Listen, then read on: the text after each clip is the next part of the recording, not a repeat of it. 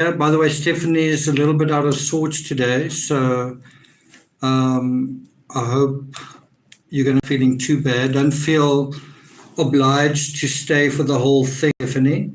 Although this is probably not going to be a very long live. I've got a bit of work to still get through.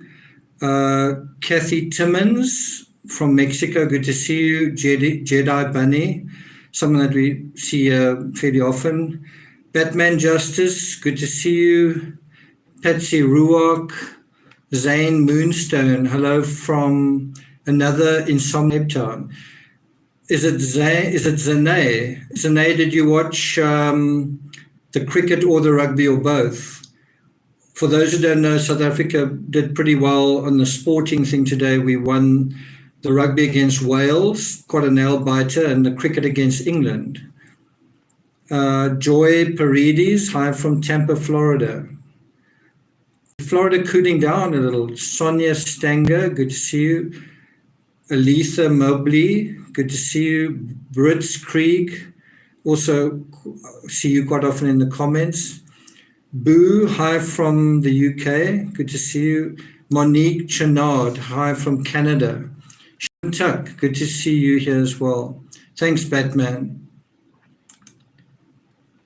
So in this live stream, we're going to basically hit on three different things.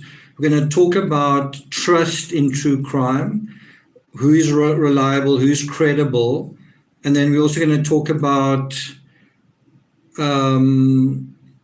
ego and some of the psychology. And then I'm going to be talking to you a little bit about what's going to be happening in the next couple of days. Sonia, thanks very much. Good to see you. Karen Baird, hi from Sweden. Well, what time is it in Sweden? Shouldn't you be asleep?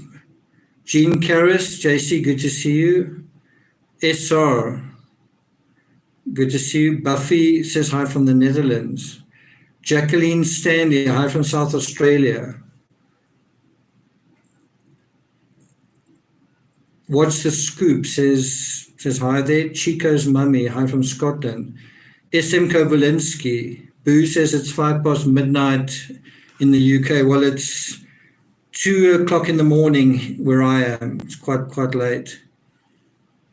Britt says hi from Utah. So Timmy is around. Yeah, I hope I'm not going to have to fetch him. He will normally come and say hello, but he might be a bit sleepy because it is quite late. But I will try and get him to show off his new hairstyle. Timmy, come. Come, boy. Timmy, come. Come, boy. Here he comes. Does anyone want to see Timmy, or should I leave that till later? Judy Crago, hi from Dallas. And I think it's a very important subject, this whole thing about credibility, authenticity, who can you trust in true crime, given that true crime is about deceit, opportunism, manipulation, or can you trust the person who's giving about this? You know, how many Joe Kenders are there, like in the news media kind of thing? SM Kovalinsky says, I want to see Timmy. Karu Ross says, I want to see him. Gina's asking questions again, says, your diligence is much appreciated. You're my go-to for truth in crime. Thanks a lot for that. Victoria, good to see you making an appearance. I think you had to leave the show earlier. So quite a few people say they want to see Timmy. Timmy, they want to see you. Timmy, they want to see you. Come, boy. I think Timmy's got a bit of stage fright. Timmy, come. Ooh. This is the new look Timmy. When he's in this guise, let's say, he's known as Senor Holmes. He's sort of a Mexican Sherlock Holmes. Or I don't know, he's just a different version of Timmy, I guess. So here's Timmy, just looking a little bit different. I actually asked him not to trim his ears just because I think that hurts a little bit. So he kind of looks a bit like Einstein. You know, looks wise beyond his years for a dog that is How old are you, Timmy? Year and a half. You look wise beyond your years. Hey? Wise beyond your years, Timmy. So yeah, his face has got bit more hair than the rest of his body, but he's certainly not going to overheat at the beach. Yeah, what Timmy and I have got in common, I guess, are eyebrows. My eyebrows also need a trim every now and then. He is very soft. He's definitely very soft. Can you guys get a good look at him? Timmy, they wanna see you. Let me try and lift him a little. You can see, oops. Whoa. Okay, Timmy. Whoa. How's that? You can see it's really kind of a clean shape. Personally, I don't really like doing it, but I sort of, for his comfort, and also because when he's at the beach, he's not covered in sand and is the connection still there? I think something, okay. Yeah, so the idea is trim him so that he doesn't overheat, he's not dirty, and if he's covered in water, sorry about that, sorry Timmy, then he dries fairly quickly, and also where we're going, there are going to be ticks. And so it's easier to get the ticks off him and to remove those as well. Thanks, Stephanie. Yeah, believer. Thanks everyone. Thanks, Richard. So have any of you guys seen the article that was published on The Independent about Brian Enton? A really long form article, really a good article about describing Brian Enton as the little known reporter who broke the biggest news story in America. I'm not sure if that's exactly how it was written. Let me just see if I can find it. The little known reporter who broke the biggest story in America. What I think is quite interesting with that description, first of all, do you guys agree with that? Do you agree that the Gabby Petito case is the biggest story in America this year? Do you guys agree with that? Catherine says, I saw that article there to see Brian Enton get recognition. Carrie Ross says, yes, I read that. Really good article.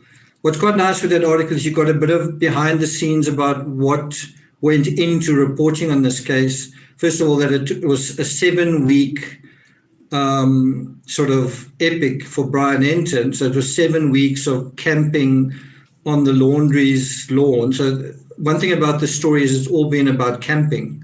And weirdly enough, another case happening at the same time in Australia was also about someone camping and then something happening. Anyway, camping on the laundry's lawn, not quite, but sort of just off it. And then the recognition that he got, he went from, not sure, 30,000 followers on Twitter to over 250,000 and just became the go-to voice for everyone interested in the Gabby Petito case. He was sort of at the center of all the news. When you heard from Steve Bertolino, it was through Brian Enton often. When the laundries did something, we found out through Brian Enton. And how is what Brian Enton did different to other reporters, other YouTubers, other creators, other commentators? Well, the answer is that it is someone who's there directly, right? They are getting first-hand information in real time. And also they're not just passing through, they are totally invested, totally dedicated to what is happening every day, every hour of every day. And even when he wasn't there, I think when they were sleeping somewhere else, there was someone posted there so that if there was activity, he could be called. So it was like almost like a doctor on call, right? And so in a situation like that, you've got to be able to give up everything. You've got to give up your whatever you were busy with. You've got to put other things on hold, and you've got to give a particular case your 100% focus. And that is the difference between someone who knows something about a true crime case and someone who is basically an expert, someone who's the like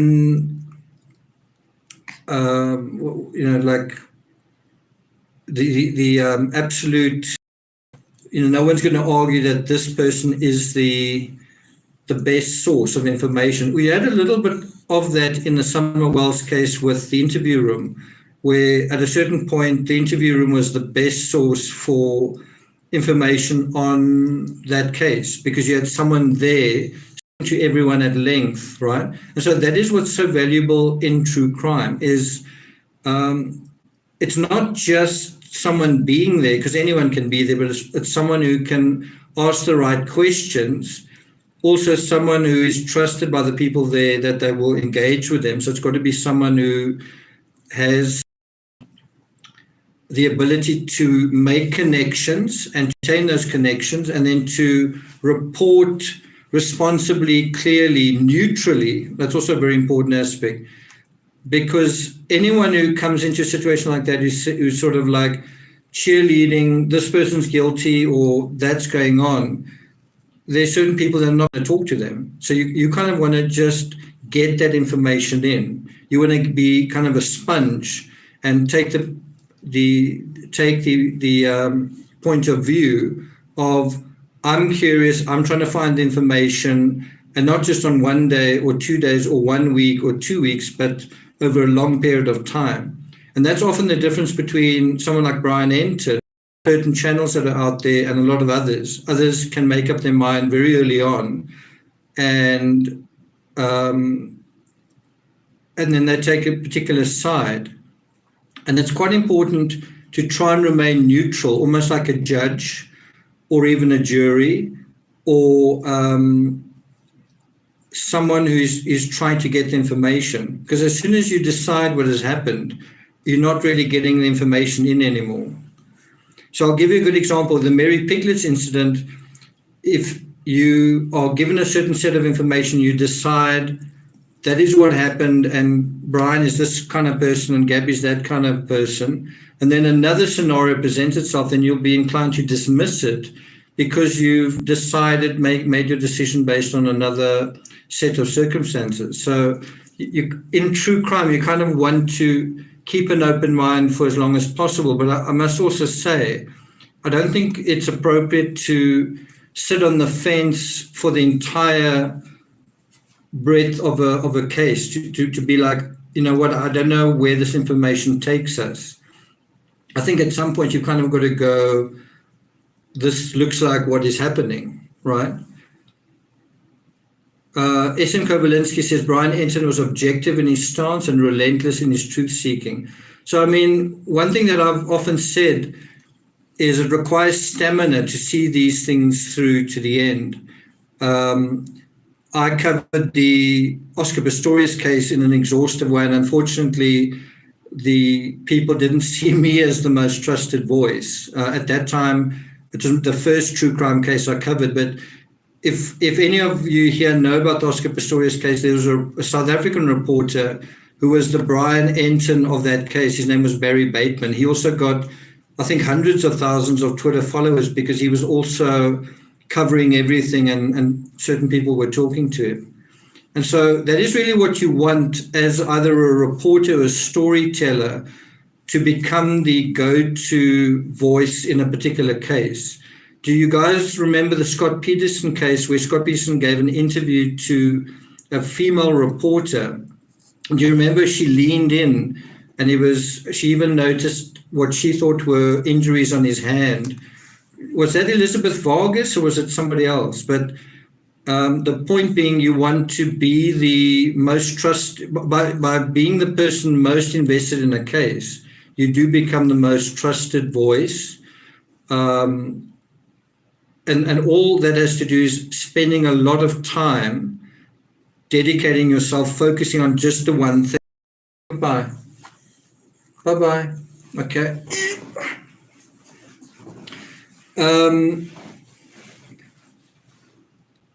let's just look at some of your, Diane, no, it wasn't Diane Sawyer, it was quite a young woman who interviewed him in a town sort of setting. Can't quite remember who it was. It may even have been a local journalist. Something like Gomez, yeah. But I think we can all remember there are reporters that you associate with certain cases that basically become the voice of that case. And then these reporters participate in documentaries, and Brian Enton has actually been asked to participate in a documentary on this.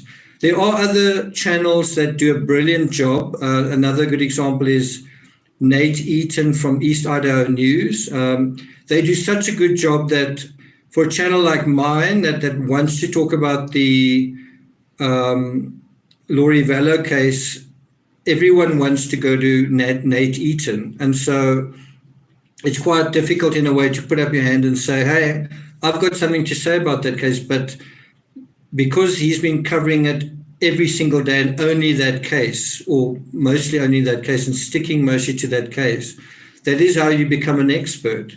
And I think a lot of people forget that. People think an expert on a case is an expert on a case, but an expert on a case is the person who spent the most time on a case while remaining neutral and keeping an open mind. So someone who spent the most time absorbing the information and collecting that information, but without making their minds up one way or the other. And in other words, putting a narrative together, right?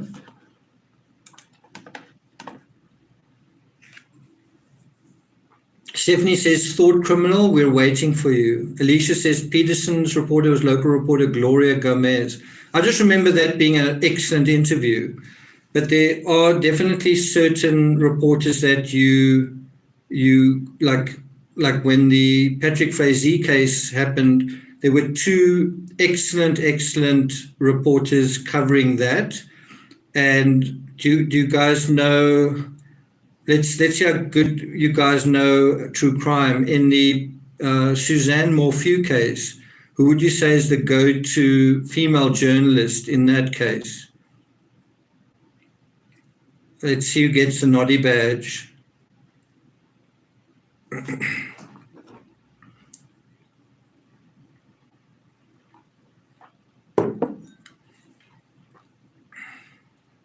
Sky says Lauren someone. Susan says Laura. Boomerang time, you get the Noddy badge, Lauren Scharf, right? So often that happens. You have one person who's basically the go-to person for this, and then that person also recognizes that, and then they try and make sure that they cover that, and probably their news agencies make sure that they are in that position. Catherine Hargrave says, I wish the Laundries would give Brian Enton an interview, but I think they're holding out for a book deal. You think so? That's actually quite an interesting point, because the Laundries are readers. And I don't know if you saw the footage of them going to a library in the middle of everything that was happening. The Daily Mail caught them, not caught them, but sort of followed them going to a library. And you'd see books coming up quite a lot in Lauren Scharf, that's right, coming up quite a lot in the Laundrie case. So I want to talk a little bit about Brian Enton's coverage and, what is the secret ingredient for becoming the most trusted voice on the Petito case. I think there are a couple, but one of the big ones is staying neutral and by being curious, right? And they almost go hand in hand, being neutral and being curious. But another word for that is authenticity, where you say, I'm going to stick to the facts. I'm not going to be sidetracked by conspiracy theories. I'm not going to share my opinions too much on what I think could have happened. I'm going to report exclusively on the facts in terms of at this time, this happened, that person contacted me, that was the statement that he made, this, that, and the next thing. Now you might say, and I've been criticized about that a couple of times, why don't you just stick to the facts? Well, because there's someone out there like Brian Enton. So I do base my coverage on the facts, but I try and take it further and interpret those facts and sort of say, where do these facts take us? And it is speculation, but based on the information that we have. And also based on my experience having written a lot of books on true crime and covered a lot of different cases. And we are at a time where in real time, people are not only getting the facts, but also speculating about the facts. And that's where I think it's quite important to have a authentic voice saying, hey guys, this is very fanciful. This is very unlikely. This is not critical thinking to think this or that, right? And that's where I think I hopefully contribute, where you basically take the facts, but it's an incomplete story, and then you say, where do these facts take us? For example, we know all these details about Brian Laundrie, but where is he? Is he far away? Is he alive? Is he outdoors or indoors? All that kind of thing. Well, and then how do you know what that is? Well, you get that information from the context that is taking place, from all the information that you can possibly use. But I do think one of the things that is really important for all of this is to get the information firsthand. So even if you've got someone there on the ground, he's still reporting on somebody else. And so the best information on Brian Laundrie is going to come from Brian Laundrie. The best information on Gabby Petito is going to come from Gabby Petito. So their social media is a great resource, but then you've also got to bear in mind they may not be 100% truthful about it. And that's also where you've got to interpret. So where, for example, let's say you're talking to Chris Watts, or you're talking to Casey Anthony, or you're talking to whomever. Now you're getting the information firsthand, but now you've also got to interpret it and say, I don't know if that part's true, and that part's interesting, and maybe that part, she said something she didn't mean to say, right? Kind of thing. Axie says, let me see Timmy's new look. I wonder whether you earlier in the stream. Cynthia says, Nick, this was a highly needed lecture for those who jump to conclusions. So the part that I find quite disconcerting, hi Tapo EMT, good to see you, is that although I agree, and although I think there's a tremendous demand for content from Brian, from the public, from other news agencies, often you'd see something that Brian said, and the next thing it would be his tweet would be repeated right across British media, right across a spectrum of American media. So everyone was sort of getting almost the same thing from him and then telling a story about it, including YouTubers. But especially with YouTubers, you kind of had, how can I put it? You had some YouTubers repeating that information, just like the media, which to me is a bit extraneous. It's sort of, well, you could have gotten it there. Or taking it a bit further, like I do. But then some would really, like the basics is Brian's missing, and they found something. Oh, let's turn that into whatever we can manufacture. And there's been so much fake stuff around the Laundrie case. There's been fake sightings, fake girlfriends, fake, what else?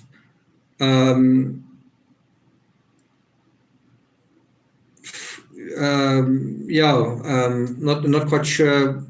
What else is fake about the Gabby Petito case? I personally didn't really pay too much attention to the things that didn't seem legitimate. One of the latest things that could be fake, I'm not sure, is the Pinterest post showing kind of wrestling squirrels. Do you guys believe that that is legitimate? Zenaida Rivera says, sit down and have a cup of coffee. Sarah Adams says fake dates given. Yes, and even it seems like, I mean, often you have fakery with these people themselves, stage texts, like saying no service in Yosemite, right? And then something that is fake is then treated by certain YouTubers as absolutely real, like the stand thing. Remember the stand thing, meaning send, what's it? Send the authorities now.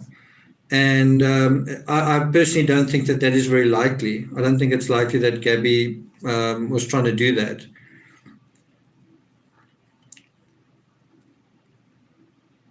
Brenda Plaudy says there were fake phones.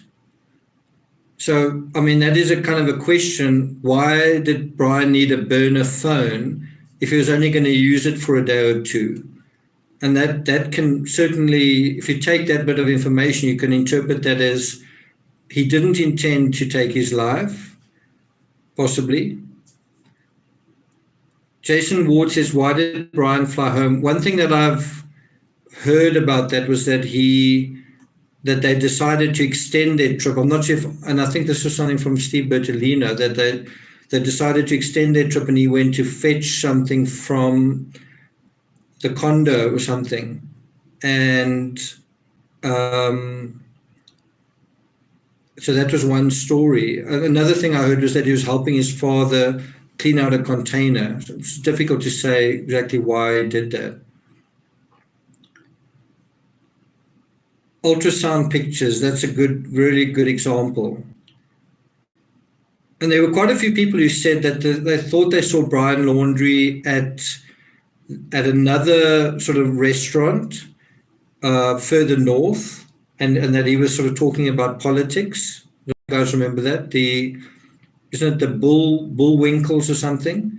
And then there was someone else who thought they saw Gabby at a particular hotel. It's difficult to say what to make of that, because I guess it's possible, but is it true? The fake pages from his notebook, I mean, that's someone who's definitely, remember the faking of the canoe, the canoe through the water. And so that is why someone like Brian Enton emerges as someone you can trust and rely. If all the information coming from him is real, whereas what's coming from some other people is a mixture. And I think a lot of those channels love the fact that there's this perception that you can't rely on the media. And I think Brian Enton was in the awkward position where some people said to him, I don't believe a word the media says, but I believe you. And I can tell you, as someone who's formerly worked as a photojournalist, as a magazine journalist, when you hear certain things like that, it fills you with dismay. It's like someone's just decided that your entire industry is invalid, but oh no, I'll believe you. Patricia Flynn said, "How exactly did Brian die, though? Did I miss that?" We don't know how exactly he died. It could be he took his own life. It could be that it was an animal. But I've got a question for you along those lines, which is, if this is the biggest story in America, and I think it was this year, do you think it is going to be the biggest true crime case in American history? In other words, do you think it's going to match or surpass, say, the John Benet Ramsey case, which is 25 years old and people are still talking about it, and lots of books were written about it? Do you think a lot of books are going to be written about this case? I have no doubt that this was a huge case because of the coverage it got and all that, and it certainly had a lot of elements of ongoing drama in real time. So it didn't just take place and we were given a certain set of information. It was evolving in real time, and every day there's different information, right? So I think a major difference between the Gabby Petito case and, say, the John Benet Ramsey case is there's still quite a lot of mystery and unknowns with the John Benet Ramsey case. It was never settled in a courtroom, and there are a lot of people who believe different things about it. some of which is founded on reality, some founded less on reality. But the point is that a lot of mystery, there's still the question of, who killed John Bonet. Now, in this case, the Gabby Petito case, I don't think there's that much mystery. It's more, how did this happen and what exactly happened? But I think the details are less mysterious. What do you guys think? Barbara says Brian went through their stuff when the laundry sold the condo. Carrie Ross says there's so much more social media today. Mary Rose says the Petito case is a simple case. Veronica says no social media when John Bonet died. Well, Brits Creek, you agree with me. You so often don't.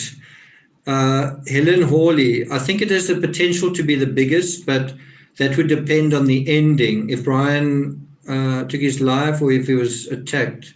Once the facts are revealed, that will denote the potential. So who knows, let's say that the notebook emerges and it's sort of partially legible. So there are things that you read, and who knows, maybe he wrote 3 or 4 pages, maybe he wrote 10 pages, maybe he wrote 20 pages. If he wrote a couple of pages and then there's sections where there's water damage, it could create quite a lot of intrigue into it. And who knows, one of the things that I found disappointing and kind of troubled this case was that there were so few friends. There were so few people who came forward and said, I knew Brian Laundrie at school. I was Brian Laundrie's best friend, or I was best friends with Gabby. There were very few people who did that. There was basically one young woman, Rose Davis, who gave us an insight, a proper, clear insight, not only into Gabby, but also into Brian and into the dynamic, right? Just one person. And then with Brian, there was 1 or 2 individuals who sort of came forward who gave a little bit of information. But we've actually gotten very little information on them from their friends. You don't really get someone sort of contacting the media or contacting a YouTube creator and saying, I was actually really good friends with them, or I was friends with them on Instagram, and this is what was going on. These were the interactions, and someone said this, which caused upset. That kind of information, which would be quite valuable. Someone says, I don't think Rose Davis was credible. I thought she was pretty credible. Sackville B says John Walsh is the most trusted. Some people thought that Dog, the bounty hunter, was very trustworthy, and I'd sort of heard about him, but I sort of thought, I don't know, I thought, well, the proof is in the pudding. And when he said things like, yes, he's on the Appalachian Trail, I was just like, I don't think so. When he was searching, he said Brian was going from canoe, I thought, I don't know if Brian would want to be in open water. He would be a sitting duck kind of thing. Excuse the pun. Max says, hi TCRS mods and all. I think the Watts case will perhaps remain the biggest, particularly given those oil tanks. I don't know if you take the Watts case and the, how can I put it? Because the Watts case right now is almost over. Like, no one's really reporting on it, certainly even on the anniversary. Also, we kind of know what happened, right? Whereas with the John Bonet Ramsey case, it's had a 25-year life history and plenty of lawsuits and plenty of drama and plenty of shock revelations, plenty of books. Compare the amount of books written about the Watts case by different authors to the John Bonet Ramsey case. I don't know if you're going to easily overcome that. Andy Orvai says, I've never heard of the Watts case. Caroline says, do you think there's a possibility that Brian is still alive? No, I don't. Okay. Someone says Madeleine McCann. Lucy says, why wouldn't Rose be trustworthy?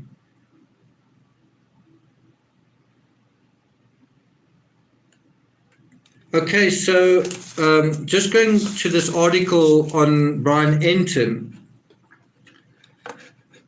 I just want to highlight a couple of things. Brian Enton kept things authentic by staying the course, reporting on the facts and sticking to them, not just staying the course, but staying the course more than anyone else. He was there, he was present, he was reporting more than anyone else, right? Zenaida Rivera says, peace be with you all. Thanks a lot. One of the greatest gifts one can give to a true crime case. So if you're a detective or an investigator or a cop or a reporter, one of the greatest gifts that you can give to a true crime case is not just attention, but consistent attention, hourly, daily, weekly, and beyond. Some might call that obsessive, but think of someone like Sherlock Holmes, think of your best detectives. They are obsessive. They obsess over details. They are detail orientated. They go. The cases don't leave them. That they dream about them. They preoccupied with them day and night, and that is how you get to the bottom of something that has happened. When you're watching things 24/7, taking notes, putting the pieces together, what are you doing? You are finding yourself putting together a narrative. You're finding that is happening, that is happening, that is happening. When there's enough information, it's a narrative. If you put all that information together, it's a narrative. On that day that happened, that day that happened, that person said that thing, then they changed their mind, they said that, then something else was said about the Merry Piglets, that. And then it becomes a picture, and it's slowly, the picture becomes clearer as more and more information is fed into not the system, but into what we know about the case, right? And that is exactly what Brian said in this article with the Independent. He said, quote, I became obsessed with not missing anything. Once I was invested in it, he said, I'm in this till the end. He said, I wanted to make sure we didn't miss any of the critical moments. So it's not just that you're there, it's that you're hyper vigilant, you're alert. I mean, you could almost compare Brian Enton to any other social media person who's also there, the people blowing the bullhorns and so on. What's the difference between Brian Enton and these other people? Well, what you pay attention to, how you report on what you've heard. Do you put a spin on it, or do you just give the information? Also, your stamina in as staying the course. So Brian Enton was sort of camped out there for, I think, 7 weeks, right? I don't know how many, if there's anyone who camped out there longer than him. What do you guys think? Then he also says he was working out of a car for 16 hours a day in the sticky September heat, and he called that a challenge. Think about that, working out of a car, typing and taking notes and waiting around. It's not an air-conditioned office, although maybe if you could turn it on. He says there were loud and angry protesters shouting from bullhorns. And then he said something like, this is what he said to the Independent. He said, just deciding to go for lunch was an agonizing choice that they had to make every day, because they could leave and then something could happen. And you can imagine if you were the laundries and you wanted to make your move, or you wanted to do something with no one sort of catching you, wouldn't you wait till the cat's away kind of thing? Wouldn't you wait for your opportunity when someone who's been hanging around there all the time leaves? And so you kind of got this weird, almost cat and mouse game. The other thing that I didn't realize was the cell phone reception there across 3 different networks apparently was atrocious. So that really complicated his job. He's there to report, and he wanted to do like Twitter dispatches, and sometimes he would just lose the signal, and that makes it a lot harder. You're there, you're working, you've got the information, but because of infrastructure, you can't actually convey it because of something like that.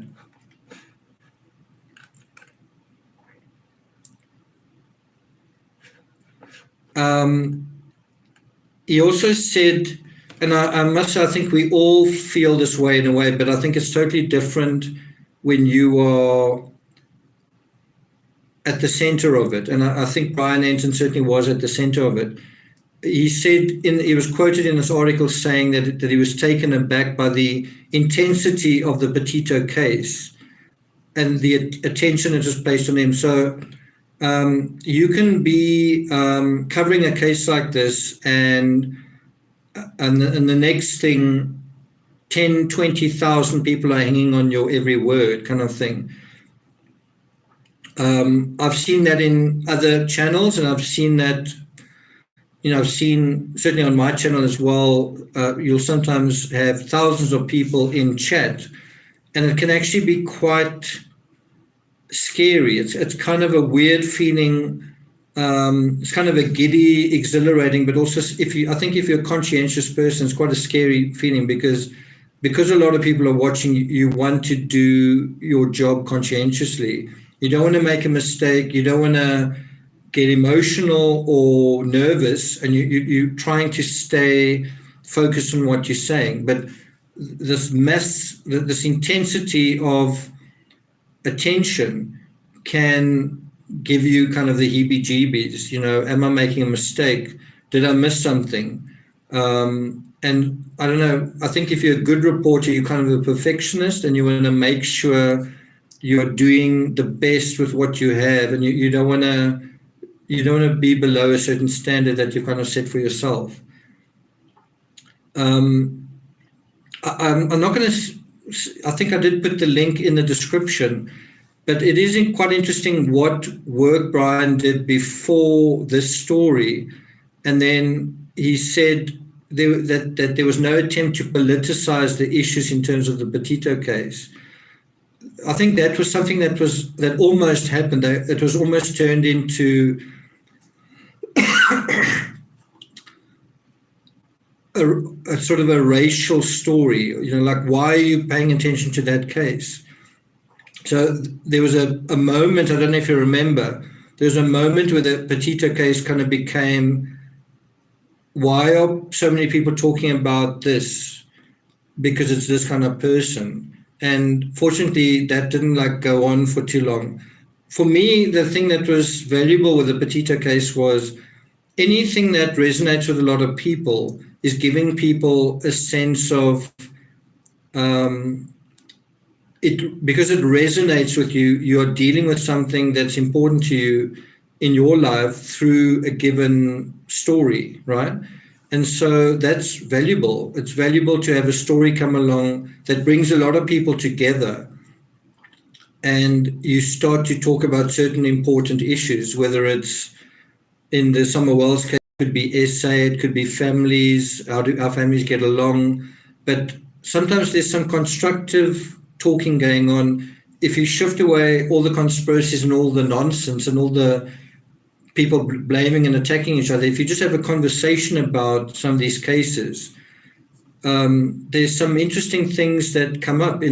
For me, one of the most interesting subjects with the Brian Laundrie and Gabby Petito case is this question of, how do you deal with your anxiety? How do you live your best life? How do you try and make something of the situation we're in right now, all of us, and try and turn lemons into lemonade? And how do you do that without turning the lemons into something worse than lemonade, right? So, things like that coming out.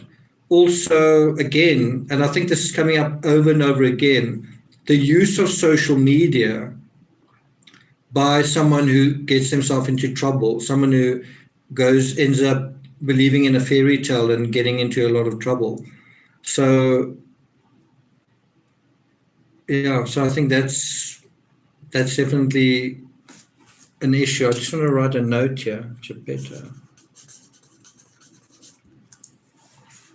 Let's look at some of your comments, just like Mega Trash. Not quite sure what that's about. Peen says, you and Brian would be great in a collab. Oh, Brian, okay, I almost thought you meant Brian Laundrie. I think we sort of different animals. Brian's very good at what he does. He deals with the people directly. I'm a sort of a derivative creator. I sort of look at the information and I see what it means, or try to see what it means. But yeah. What else did he say? Apparently he said that he'd heard a lot of people commenting saying, we don't trust the media, but we trust you. Now, I can tell you that might sound to you like it's a compliment to him, but it's quite heartbreaking for a journalist to hear that we just don't trust the news. I mean, think about Brian Enton before this. He was a sort of a little-known reporter based on the article, the little-known reporter who broke the biggest story. And I think there are a lot of reporters who are doing a great job and who are like Brian Enton. They are just doing their jobs. And there are a lot of people who just say, nah, just don't believe in the news. And they go to social media for the information. And there was a time not that long ago where we relied on the media for a lot of our information, and now a lot of people are relying on social media for the information, and then they legitimately think that is better information. One can go into that discussion, but I just think in a general sense, do you really think social media is giving you more accurate, I mean in general, do you think social media is more accurate reporting than the news media? Obviously, you can say it depends on the social media and it depends on the news media, but generally, think about the news media reporting on the Summer Wells case, the news media reporting on the Suzanne Morphew case, the news media reporting on every single case. Well, that's where it starts, and then social media takes over.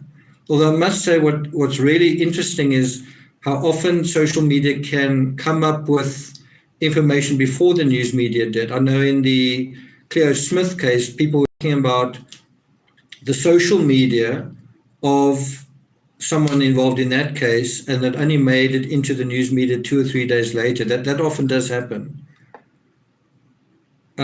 Chico says most people are not capable of critical thinking. Alicia says in general, social media is more speculation, definitely. That is a weird thing with the media, and bear in mind, I have worked for a media company for a while. You're not allowed to speculate. Often you're told not to speculate because you can get into trouble legally, and your news agency can be in trouble if you have speculated on something in a certain way. Whereas in social media, it's a little bit different. It's totally different. An editor's job can be on the line if he allowed a certain story to go through that allows a certain amount of speculation. Yeah, I must say, Sarah Adams has brought up a great point that she says Banfield's been hitting it out of the park here lately. I do think Brian Enton and Ashley Banfield together were a great combination. I also thought Ashley Banfield did an excellent job doing the same thing I think that I do. Often she would have guests on, experts on, but because she's educated in the law, she would take the information and then test the implications of that information in the legal sense. And I thought she did that very, very well.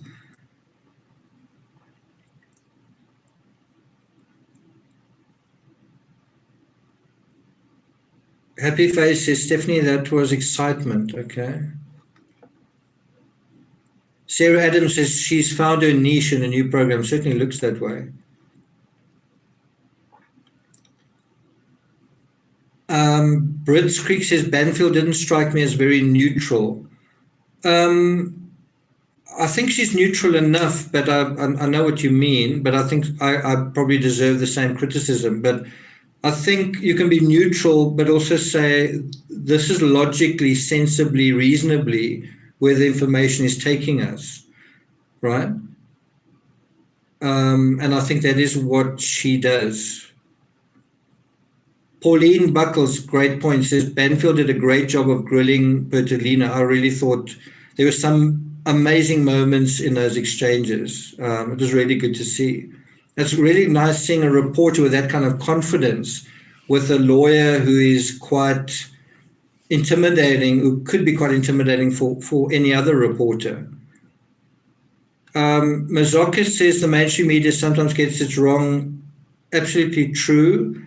And I'm not saying the mainstream media is absolutely reliable. I'm just saying it's not absolutely unreliable. And it's far more reliable than most people believe it isn't. E. Miller, that's a great question. Do you think the laundries will move? I would. I agree. I would too. I think they will move, but you never know. Some other family in Florida, you'd expect that they would have moved, the Antonys, and they never did. And in fact, they actually tried to hold on to their house when they were seemed like they were going to lose it.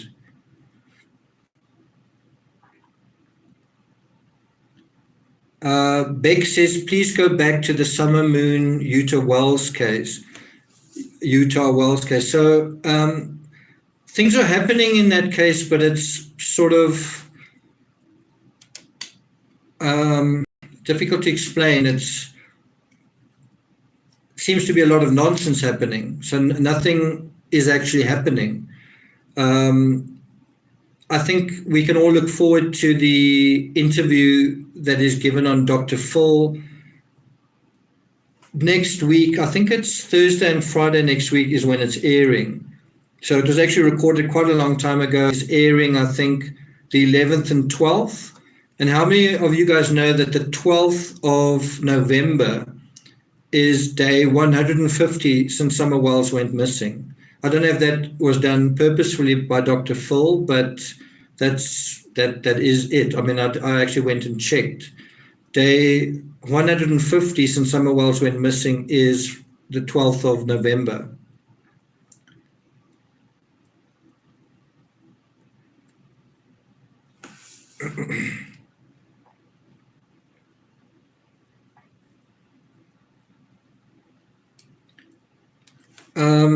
So let's just see if there's anything else I need to touch on in this article.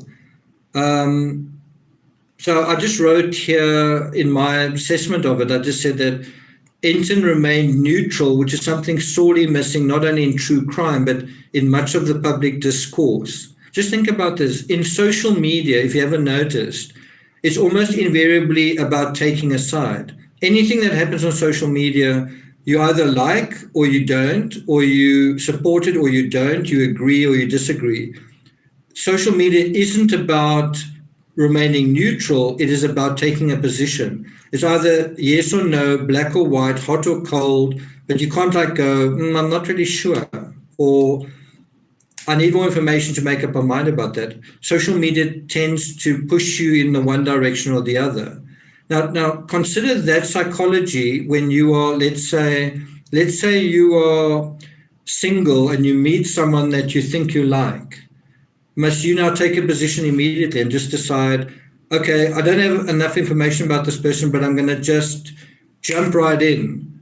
In other words, I'm not going to explore the gray area and kind of use information to base my decision on blah, blah, blah, right? Does that make sense? So if you take the social media thing that forces you to make a decision instantly about everything, to take a side about everything, there's certain things where you need to take some time to decide how much commitment is viable, appropriate. And now you've been trained to always just think with your reptilian brain, right? Another thing like that is politics. Are you going to vote for this party or that, or are you going to vote for this or that?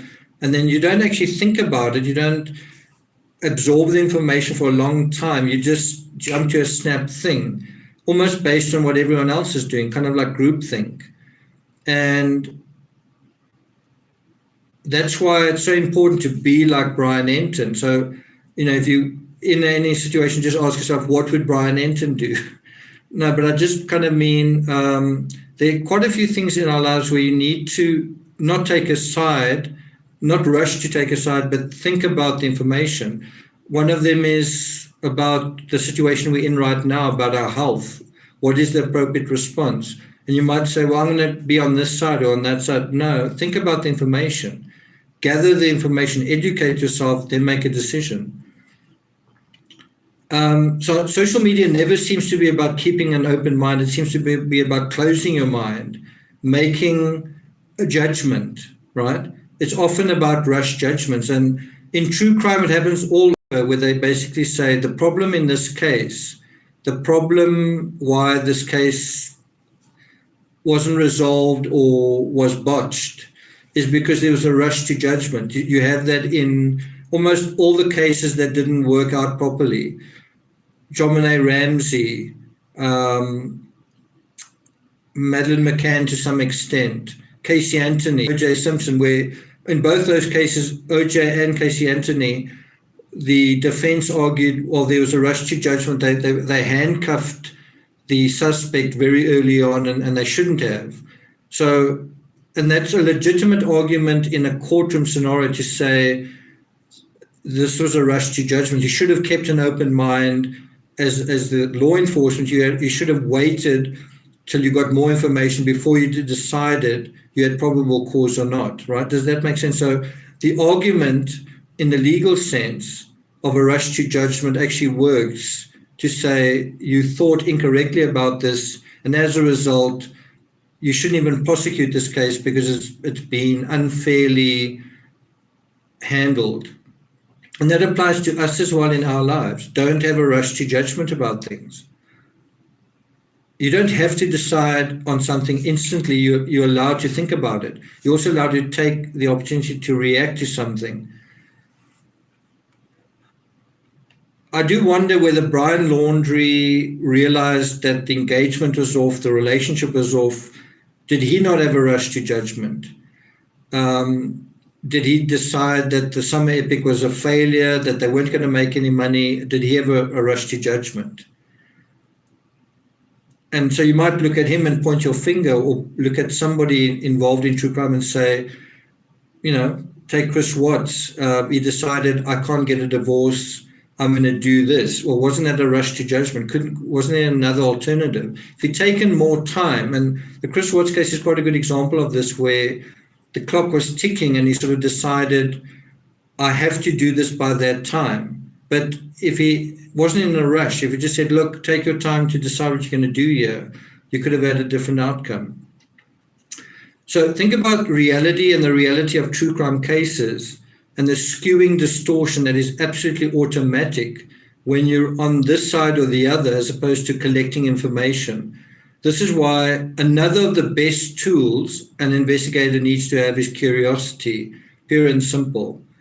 And I think that is another thing that Brian Enton demonstrates. He didn't just cover Florida. He was kind of based in Florida, so that made sense. But he also then went to the Mary Piglets, and he went to Wyoming. Well, Mary Piglets is in Wyoming. He went to Moab, and he was curious. He wasn't like, yes, well, we know what happened there. He went to these people and sort of kind of had an open mind. Tell me what happened. Regardless of what has been said and rumors, let's find out this version once again, right? Bling is the new black, says, sorry, I'm late. Okay, you're excused. Sarah says what one's plan isn't always how it works out, definitely. That is a good point, Brits Creek, that unfortunately Brian didn't learn much on his long road trip. He did put in a lot of effort and didn't learn an awful lot, although I thought what he found out from Mary Piglets was definitely quite interesting. I found it quite sad that a place like Moab would be so afraid to say anything, almost like we don't want to become a one-horse town where the horses died. No one's going to come here kind of thing.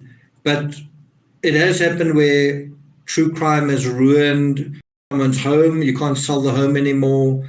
And it's even ruined an entire hotel in the Madeleine McCann case, where the hotel went bankrupt, and even the whole resort there suffered for many years because of true crime association. So as sad as it is to see, it's kind of legitimate it is justified to feel that you don't really want to participate.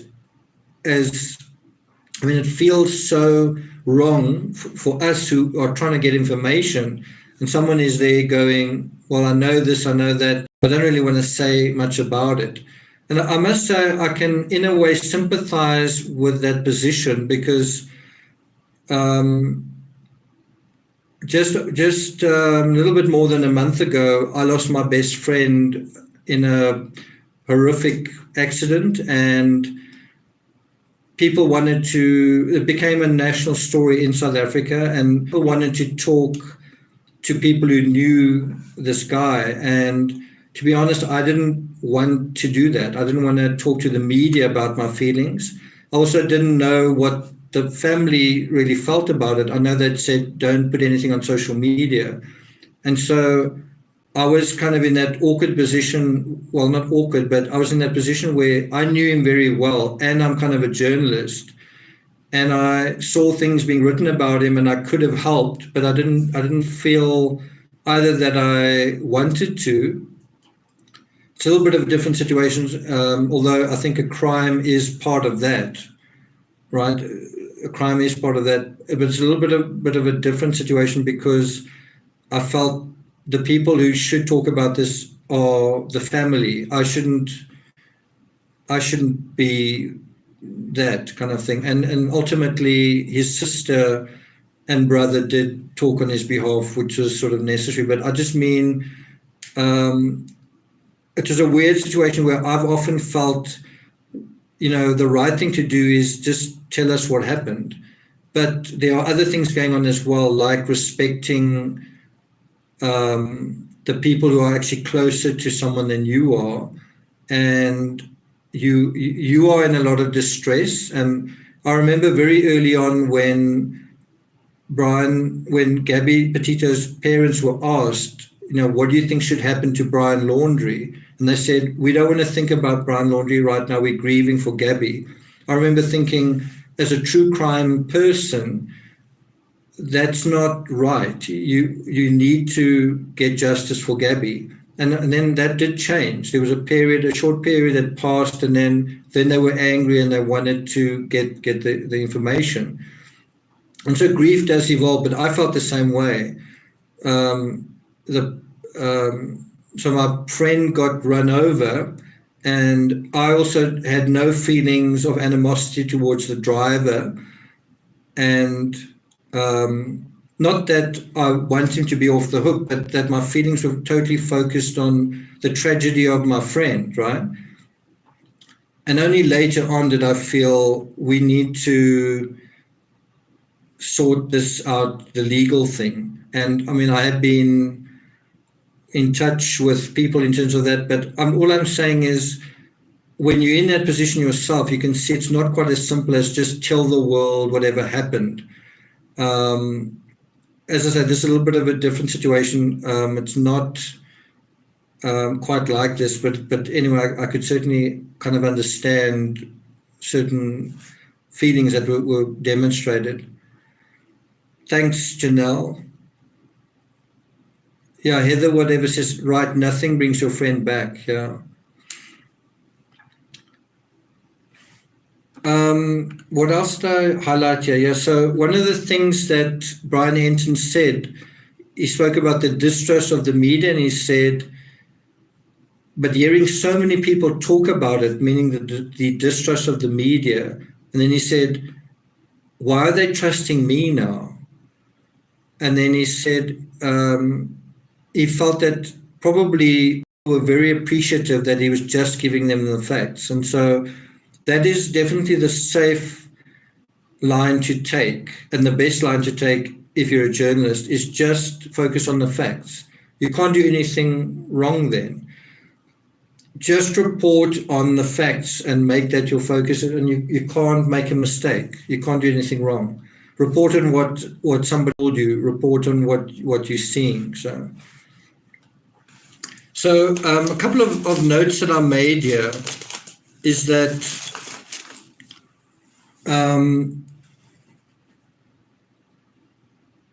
although I don't think there's any argument that the most trusted voice in the Gabby Petito case is Brian Enton, right? There's no argument that he's definitely been the absolute font of information, of facts, of breaking news, right? But I think there's a distinction one's got to make between the storyteller and the story, right? You've got to make that distinction. And that the best source for information on Gabby Petito isn't Brian Enton, isn't me, isn't Ashley Banfield, isn't anybody. The best source on Gabby Petito is Gabby, right?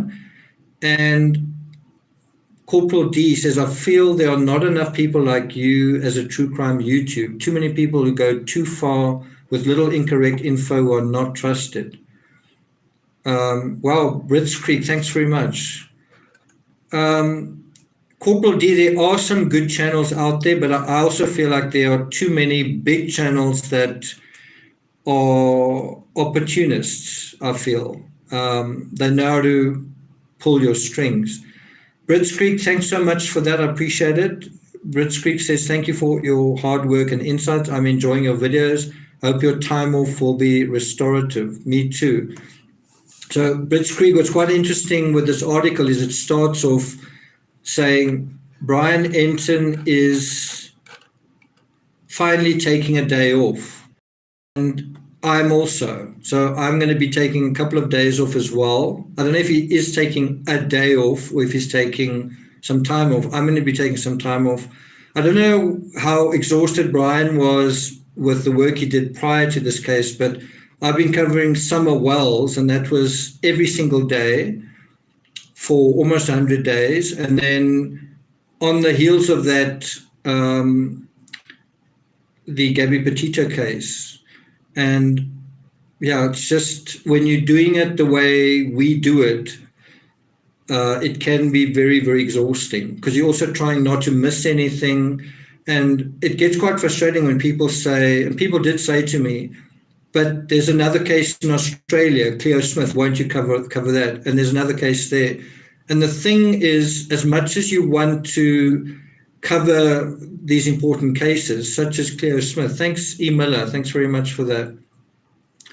Timmy will get a special bone. You want to give it your full focus. Can you imagine if someone said to Brian Enton, I don't know, there's a case in North Carolina, go and check that out, and he did. You know, you kind of need that person to be the trusted voice of that case. Someone else can be the trusted voice of another case. When that case is done, you know, when you've finished your due diligence, and I'm not saying it is necessarily ever finished, but I'm just saying there's a point where, you know, like where we are now, is it really necessary for Brian Enton to still be camped out by the laundries? Not really. A lot of the drama has now ended, right? We're kind of in the aftermath of it. But I'm just saying, if in the middle of the case, someone had said, Brian, wow, you're doing such good reporting on this, can you go and report on the Murdoch case or whatever? No, you've developed all of this expertise on this case. We need you to keep doing that. We need you to keep the insight that's on this case. We need to keep it there. You're the best person for this case. And that's why you can't just jump out of that case, because you're going to be a completely green newbie who doesn't know anything about the next case you're going to. And it takes time to develop that expertise. And so the best thing to do with that is to stay on track, right? And the other thing that is important is to know when to get off that track, when to say, I've done my job, I've covered this, I've covered it to completion, and now it is time to move on to something else, or you can come back to the case later on or whatever. And I am going to be doing that. I'm going to be covering the Petito case in more detail, but I'm going to come back refreshed to do that. And so one of the things I'm going to cover is, as I say, the best source is the source itself, right? So that's why I want to do the Moab incident, getting all the details where Gabby herself is talking. So you can see her expressions, and bear in mind there's like 1 hour of body cam plus minus from the Moab incident from one officer, and then almost another hour from another officer. So in a way, you've got 2 hours with two different perspectives. That alone is an incredible resource that you don't often get, that we can, obviously it's not an hour just of Gabby Petito, but it's a lot of material on her and then also on Brian at the same time. So Gabby's feeling a certain way on that day, at that place. How's Brian? And so I think there's a lot more to mine out of the Moab incident. And I do want to do that. I wanted to do it very early on, but the news cycle was so rapid, and it just felt like to go into the past when things are happening in the present just isn't appropriate. It's not, you can't trump what's happening in real time by kind of going back into the past. So I just wanted to wait for the right moment to do that.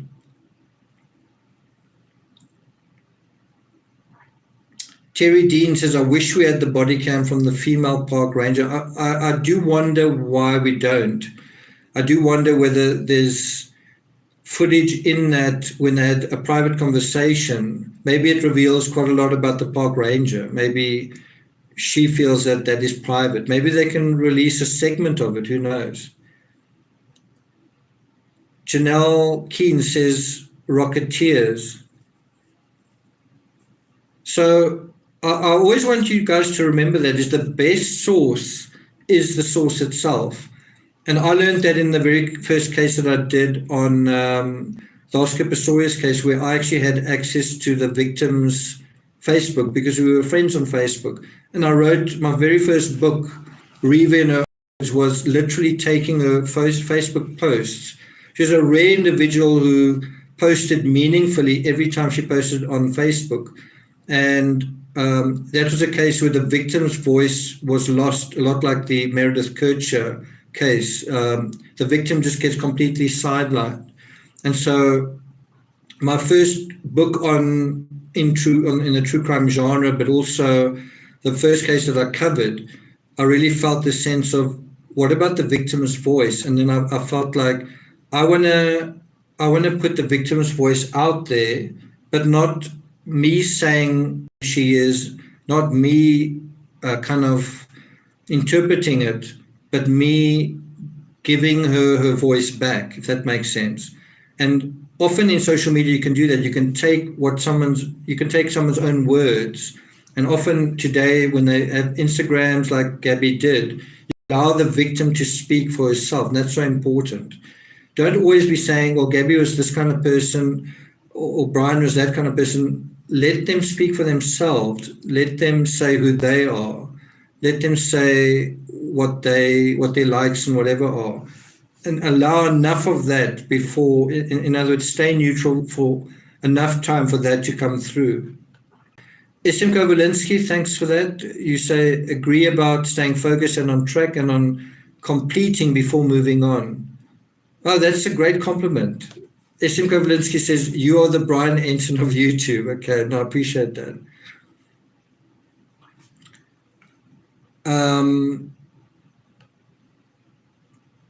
Thanks a lot for that, SM Kovalinsky. Paul T says, but Instagram is fake. Yes and no. And that again is where it comes down to, you sort of got to interpret. So you kind of read between the lines.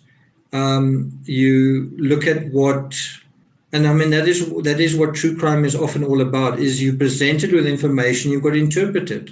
That is what lawyers do all the time. You've got the defense lawyer and the prosecutor. And the one guy presents that side of the information, that one presents that side. And the jurors decide what reality is, right? What justice is. And we can, to some extent, perform that function as the court of public opinion. And of course, you get good courts and bad courts. So I wouldn't say all Instagram is fake. Instagram is a snippet of reality, and you can see some truth in it.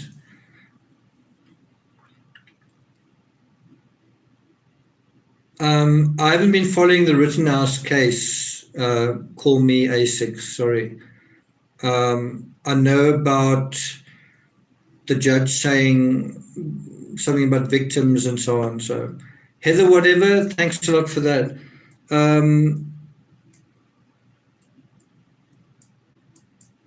So, the last thing I want to say about trust, just as kind of a bearing on something that is just a very obvious thing.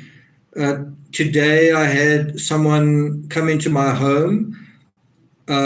He's the son of a friend of mine, and his job is going to be to look after the cat and the plants and so on. And I said to someone else, I'm so glad that this kid is going to look after this kid. Also has got two of his own cats as well, kind of like a cat guy. But I just said I'm so glad that this kid is going to be looking after the place, because there's certain people I wouldn't ask. People like family members that I just wouldn't feel I could rely on to do what I want done. And yeah, there is a cat. The cat isn't actually here right now, but there is a cat. And I suppose that's going to be the next thing. Let's see the cat. The cat has actually appeared in one video, as far as I know. But it just shows you how valuable trust is as a kind of a commodity. I don't even want to call it a commodity, but having someone look after your things that are precious to you, that aren't precious to someone else necessarily, your plants, your pets, right? But that also applies generally in life, is you need someone's help to do something, but you need to trust them. And obviously, when you can, they get an opportunity and you pay them for that. And it is so lacking in this world. There are so few people you can trust. Certain people, you can rely on certain people, but do you feel comfortable trusting people? Do you feel comfortable relying on someone beyond a certain point?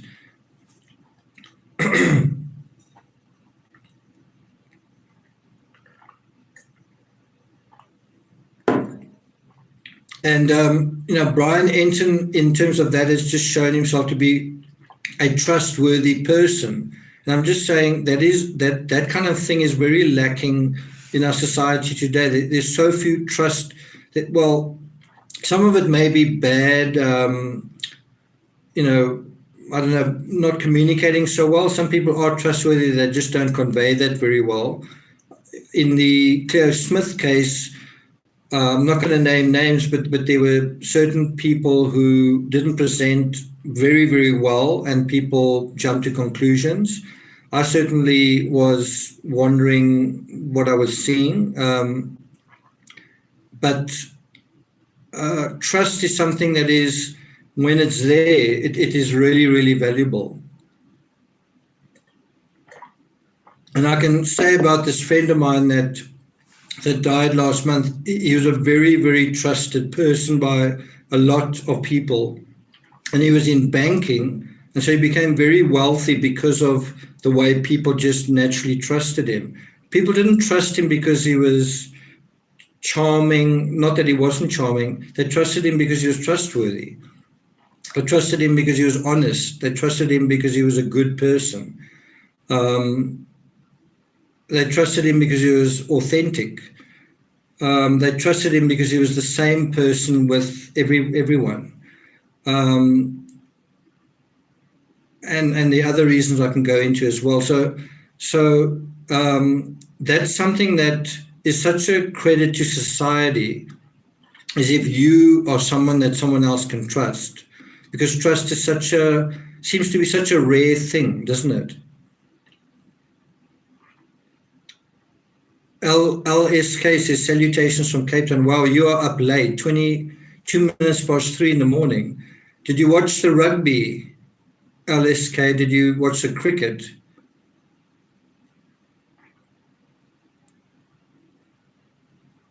Betty Blue says, a good person gets you nowhere. It does sometimes seem that way, doesn't it?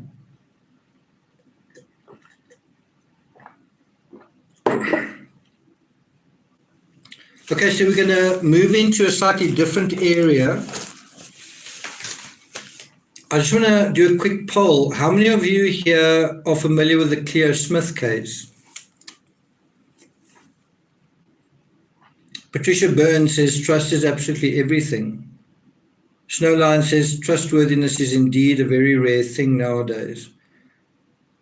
Someone says me a bit, I am me, yes. Okay, so for those who don't know, there was a little girl, Cleo Smith, well, there still is, fortunately, 4 years old, who was taken from a campsite about 3 weeks ago, and everyone was surprised when she was actually found safe, unharmed, apparently okay, and the person who took her turned out to be quite a strange guy. He sort of kept a lot of dolls.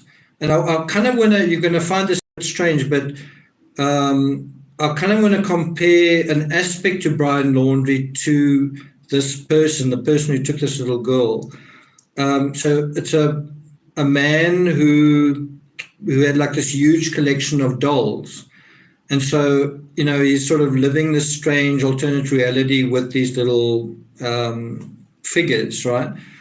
And the Grey Witch, thanks very much. And so I want to compare that to having a fetish. And you might think, wow, is that what you're talking about?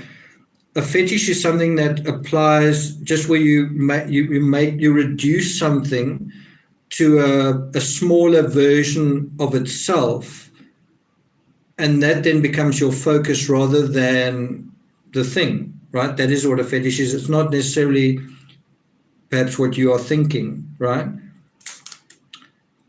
Corporal D says, how do you read a guy who collects dolls living in Fantasyland? Well, that's what I'm about to do. But I also want to compare to Brian Laundrie, and I want to compare this guy keeping dolls to Geppetto. Remember the guy who made Pinocchio? Now, the weird thing was when I was making videos about this, I put up some images that I found of Geppetto, and you saw all of these other little figurines. You saw all of these other creations in his woodworking studio, right? And so in a weird way, Geppetto also kind of had a fetish. In other words, Geppetto was spending a lot of time making things, right? And then he got so caught up in that he thought, I'm really going to put a lot of work into this one doll, and I'm going to pretend it's a little boy, because I don't have a little boy. I don't have a companion, right? And so what you're dealing with is someone who isn't having a relationship with a real person. They're actually creating out of their work a sort of a fetish that's going to satisfy those feelings of loneliness, if that makes sense. Now, in a weird way, Brian Laundrie doesn't quite translate, but it's a similar thing where he's also, to some extent, lonely, removed from society, and he's, instead of making figures, although he was making those lino cuts, he's making a lot of drawings and those little sketches of the Simpsons and so on. But especially if you go onto his Pinterest, you kind of get the sense that Brian Laundrie had a lot of very intricate little ideas about lots of little things. But he's basically turned reality into this sort of fetish. It's sort of a van, I don't know. And you might think that is unique to him and to Geppetto and to this weirdo, this guy who took Cleo Smith from the campsite, but we all do it to some extent. In fact, whenever you do something on social media, it is in a way a fetish, in the sense that you take something in the world, something that's in reality, and you reduce it down to a tweet that is a couple of words. You reduce your own life to a profile picture and that. And it's a distortion. It's not really accurate. A fetish is anything that negates the real thing, reduces it. So, for example, the classic fetish is a foot fetish or shoe fetish, where you don't see the person anymore. You just see the fraction of the person. and you're totally focused on that, right? And that's not, I mean, we were talking about trust, and we're talking about being neutral. We're talking about having the stamina to deal with reality and deal with the facts. This is the opposite of that. This is where you say, I'm overwhelmed with what I've got to deal with, so I'm only going to deal with a section of it.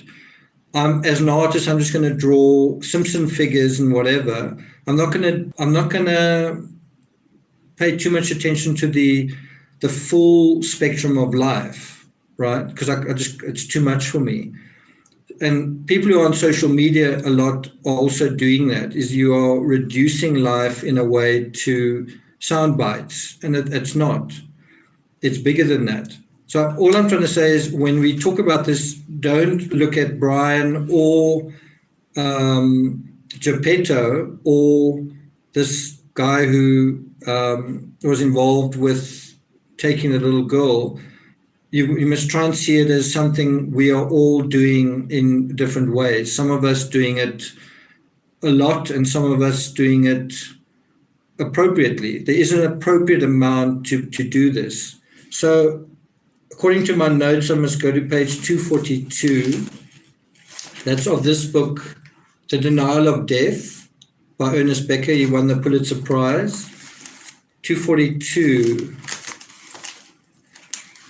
And so he talks about, so just hear me out, it might take you a while just to catch up on it. He talks about Rom's patient on page 242, and it's in a section dealing with a general view of mental illness. He talks about Rom's patients seeing in their pristineness and never got over the effect. Now, this is really an amazing insight here. He talks about Rom referring to the patient's earliest recollection of his mother washing her hair. And so when she was drying her hair, when his mother was drying her hair in the sun, she would throw it over her face. He was both fascinated and horrified at not being able to see her face, and relieved when it was again visible. Her hair combings held a great fascination for him. Now, bear in mind, what we're talking about here is a fetish. And so this is a scenario where a young person develops this fascination and horror for his mother washing his hair, the hair falling over her face, and suddenly her face disappears and is replaced by hair. And this creates a lifelong thing with this person. He goes on to say, and these are Becker's words, he says, quote, on one level, we might understand this as expressing the anxiety of the child that the most personal and human part of the object, the face, can be eclipsed by the animal hair. But the whole feeling of the scene is one of awesomeness at the miracle of the created object. Most of us manage to get over the hypnotic quality of natural objects, and we do it, I think, in two related ways. One is by achieving a sense of our own power, and so establishing a kind of balance between ourselves and the world, right? Bear in mind what's going on here is it's a little child who sees the mother washing her hair, and then this incredible thing to a child, which is the mother's face, gets eclipsed by animal hair, the mother's hair, and then it's revealed again. And so he's talking about this, saying that in different ways in our lives, we get hypnotized by the quality of natural objects. And we get over that hypnosis, that horror and also fascination, by finding a balance between ourselves and the world, and also achieving a sense of our own power. Now think about this idea of achieving a sense of your own power, and think about Geppetto. Geppetto's getting a sense of what he needs to do with his loneliness with Pinocchio. Shouldn't he have a different approach? Think about this guy who snatched a little girl at the campsite, who was fascinated by dolls. Shouldn't he have had a different way of dealing with it? In other words, do these individuals have a lot of agency, or not a lot, or far too little? Think about Brian Laundrie going on a trip, and then what ultimately happened in that story. think about how his journey with Gabby ends and then how his journey ends, right? And think about this idea of you manage the hypnotic quality of natural objects in two related ways. One, by achieving a sense of your own power, and so establishing a kind of balance between ourselves and the world. Now, think about the fact that they went into nature and they were kind of, I won't say worshipping natural objects, but they were going into a place where they were saying, we are in awe of natural objects, these arches, these canyons, these mountains, these holes in rocks, these natural formations, right? We are here to almost worship nature, kind of thing. And it is hypnotic. When you're out in nature, it's beautiful and whatever. But you've got to find a way to manage that. You can't just be in awe of it the whole time. You've got to be someone that can do something with that feeling. And that is what they were trying to do with their social media. Were they able to do that? So he says, one is by achieving a sense of our own power and establishing a kind of balance between ourselves and the world. Then he says, but a second thing can also be done. Desire itself has to be fetishized, right? Let me repeat that. So the one thing is you get a sense of your own power and you find balance between yourself and the world. The other thing is that desire, that feeling of whatever, wanting to be communing with nature, wanting the van life experience, wanting the fairy tale, right? You've got to take that feeling, that foggy feeling, that almost irrational feeling, that sort of dreamy feeling. You've got to take that desire, and it's got to be fetishized. Now, what does that mean? So you've got this big, overwhelming desire that you want to. You can imagine Brian and Gabby. They want to live. They want to be lovers in nature. They want this awesome experience. They want to be out in these beautiful theaters, these amazing arenas of life and of geological history. You know, they want to dance in these amazing kind of cauldrons of nature, right?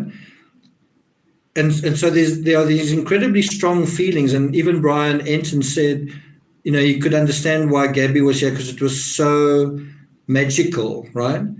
And so you got these feelings and you want to be somebody in the situation. You have this feeling of, I want to matter. I want my relationship with this person within the context of these stupendous caverns and walls. I want to be something.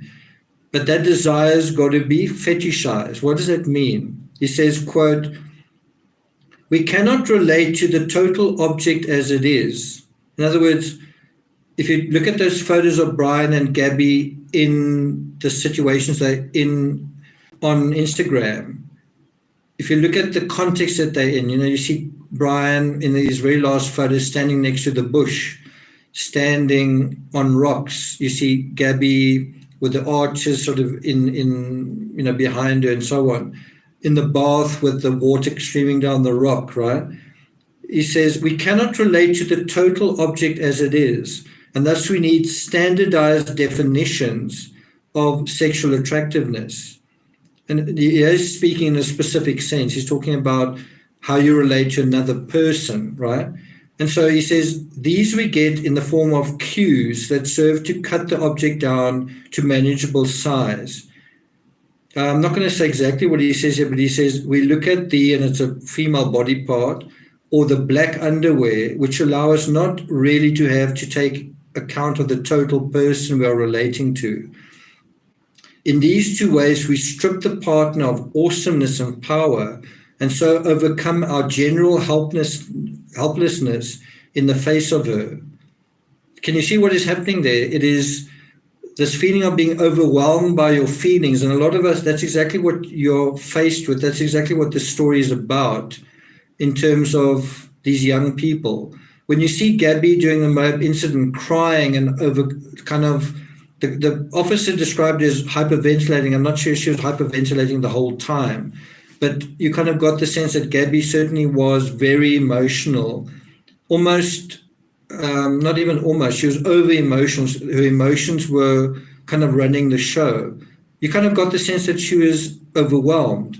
So how do you deal with that feeling of being overwhelmed? Well, you must make the world smaller, right?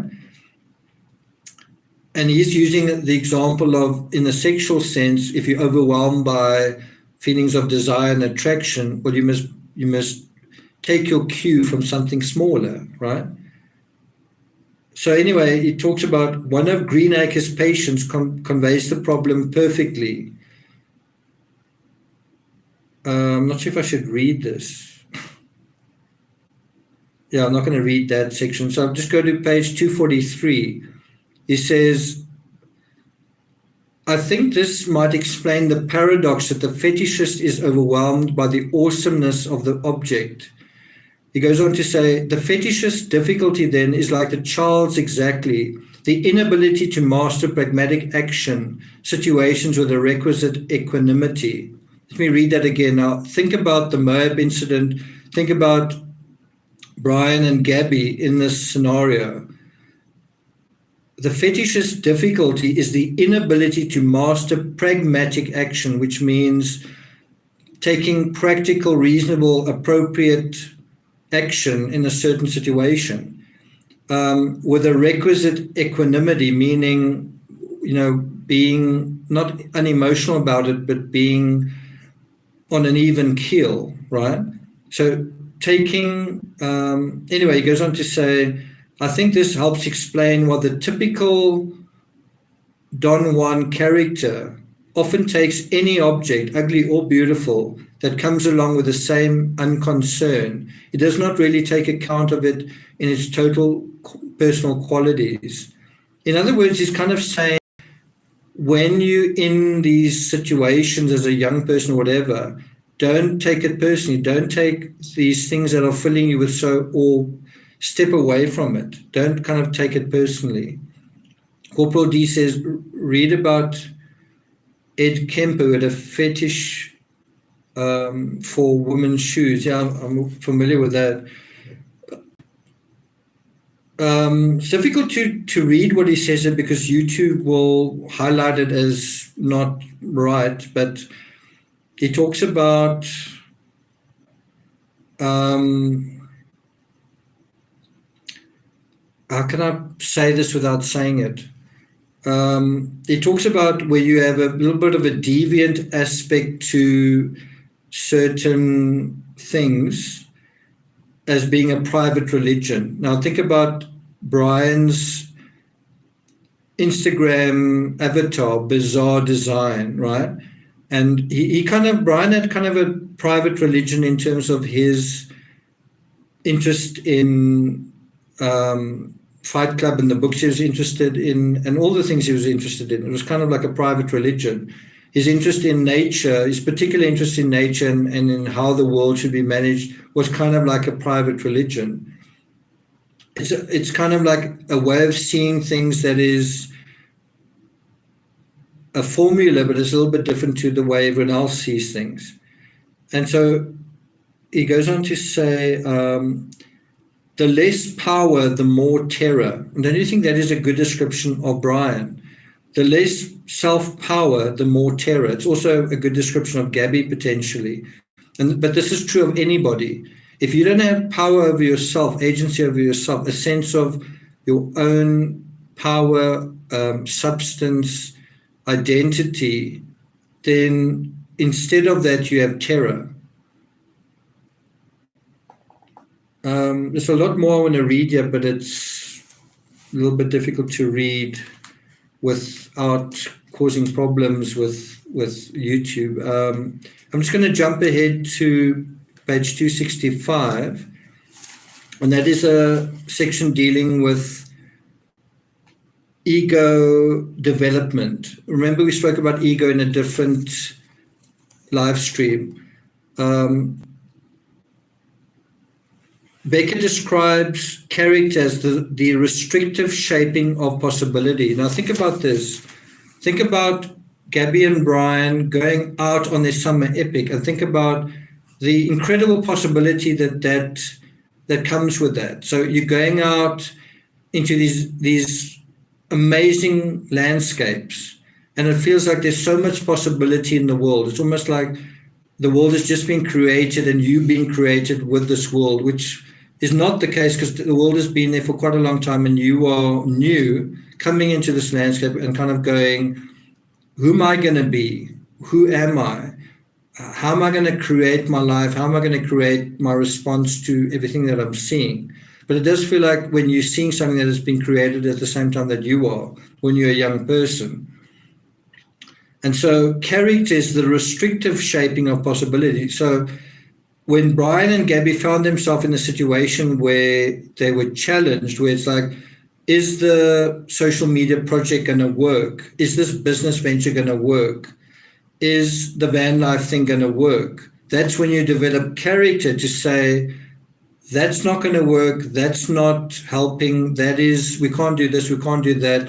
So in other words, your character is saying no to certain possibilities, right? So, and that's quite important, is to start to control that fairy tale with your own character, where you say, that is too much. That is beyond our ability. That is beyond our capability for who we are now, right?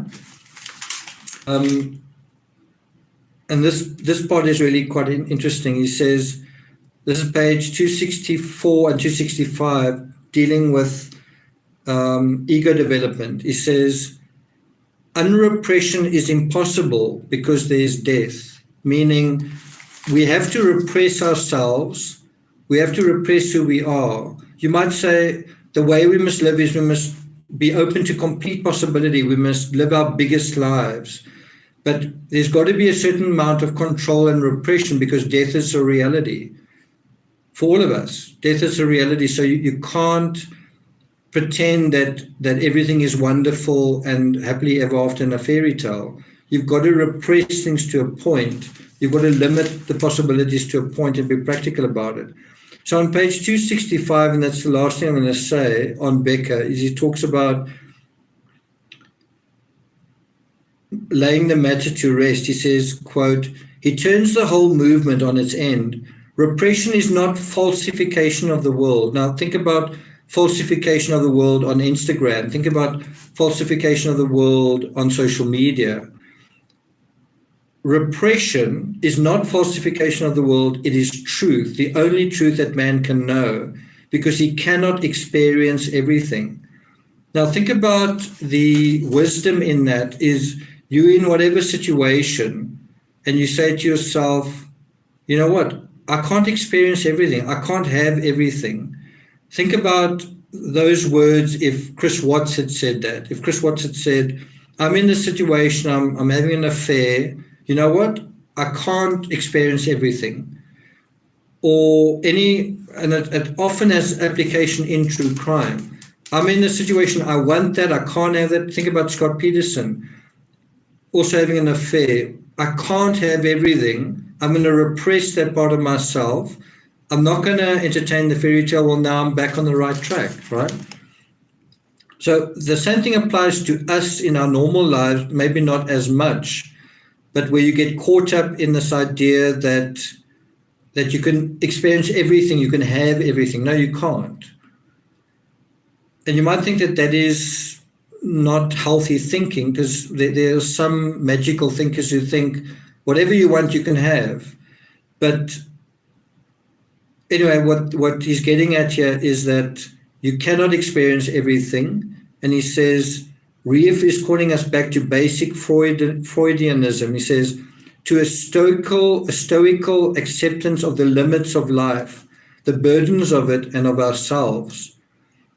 In a particularly beautiful phrase, he puts it this way, and I was quoting Reef. He says, the heaviest crosses are internal, and men make them so that, thus skeletally supported, they can bear the burden of their flesh. Under the sign of this inner cross, a certain inner distance is achieved from the infantile desire to be and have everything. And that is something that we're often born with as children, as young people, as young adults. Some people have it for their entire lives, where you think you can be and have everything, where you think you should be able to have everything. What's stopping you? Nothing should be in your way. But if you're a certain kind of person that has that maturity, you have an inner radar, you have an inner kind of compass that is almost like having a skeleton inside yourself that says, that is like a cross that says certain things are beyond you, that there are certain limits, and that you don't need to aim for the stars. You can maybe aim for the moon, kind of thing. And that is a practical, reasonable goal. And so he finishes here saying, Reef's point is the classical one, that in order to have a truly human existence, there must be limits.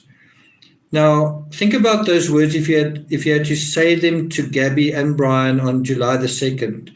They're getting into their van and you kind of this tramp or this homeless person who knocks on their window, and they're about to leave on their journey, and you are this sort of magical figure, maybe you're like an angel or something, but with an important life-saving message. And you knock on the window and Gabby rolls down the window and you say, Gabby, in order to have a truly human existence, there must be limits. And maybe they would think about that during their trip. Well, there are limits like finances. There are limits like someone's love for you. There are limits like what happened in the story. But there are also the limits where you think there's no limit, only to find out that there is because of somebody else, right? He goes on to say, let me read the whole sentence. In order to have a truly human existence, there must be limits. And what we call culture or the superego sets such limits. Culture is a compromise with life that makes human life possible. He quotes Marx's defiant revolutionary phrase, I am nothing and should be everything. And think about those words in context with Brian and Gabby. I am nothing. I want to be something. I want to make something of myself. I want to have a career. I want to be an influencer. I want to make it, kind of thing. I want to have this incredible van life experience. But right now I'm nothing and I should be everything, and I can have everything. Also think about this idea where you are a single person or and then you decide to get married. And this concept of to truly have, in order to have a truly human existence, there must be limits. And what we call culture, the superego sets such limits. Culture is a compromise with life that makes human life possible. Now just think about the idea of that, where you say, when you get married, there are limits to you. You are married to one person. You can't kind of have relationships with everybody. You can't, your behavior needs to be curtailed in a certain way. And so in terms of that, you are self-limiting yourself in order to have a bigger experience with another person. So it may seem like a killjoy, or it might seem like you're denying yourself life and fun and whatever, but it is actually allowing you, by setting these basic boundaries, it allows you to live more fully within that smaller but appropriate space. Does that make sense? And I think a lot of them we taught, don't compromise, dream big dreams. And a lot of the time, there are times to dream big dreams when you're young, but the balance side to that, where you're going to achieve certain things and you're going to operate as a functional human being, is within a space that is manageable for you, and only you can determine that. So you could say dream big dreams, but I think another way of saying that is find out what is the appropriate space for you that is not going to overwhelm you. And keep thinking about that. Maybe you should make that thing smaller. Maybe you should make it bigger. Maybe you can make it a lot bigger, right? And you can test that throughout your life and say, do I need to make my world bigger? If you're feeling overwhelmed, anxious, depressed, all those different things, make your world smaller. Manage that world. And then as you develop agency, you can decide to expand your experience. Terry Dean says happiness is a byproduct. Betty Blue says balance, yes, yes, yes. Lou D says, that's a really good point. I can only do one thing. Oh, okay. I can only do one thing per day, but I mean, you're only given like one day at a time, and there's only so much you can do in a day, and then you have another day. Anyway, I was quoting from this book. If you're not familiar with it, it's The Denial of Death by Pulitzer Prize-winning author Ernest Becker. I just find his work really, really amazing. You can see all the bookmarks and stuff in there.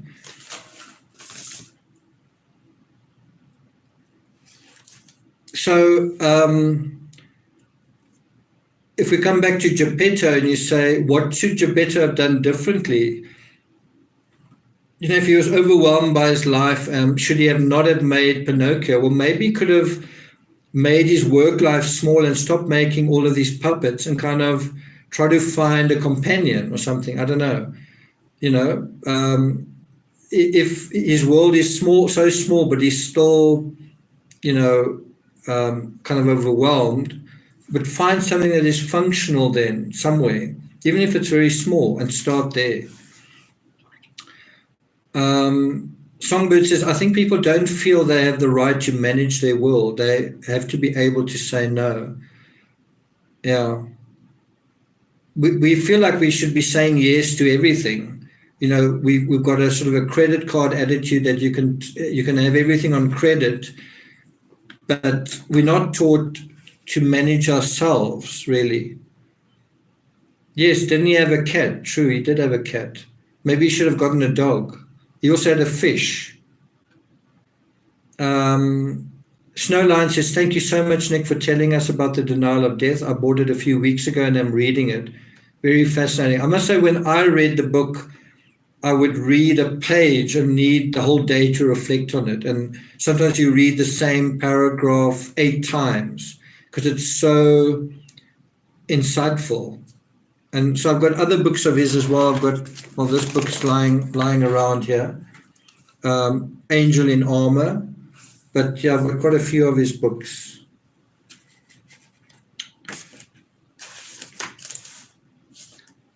So I think this is quite a good example of taking what Becker said, and you might say, wow, because I saw quite a few people left chat. Well, this is just so cerebral, it's so advanced. What is this really? Can we be a little bit simpler about what we're talking about? And I don't know if this is simple enough, but I think it's quite interesting. It's from this magazine, New Scientist.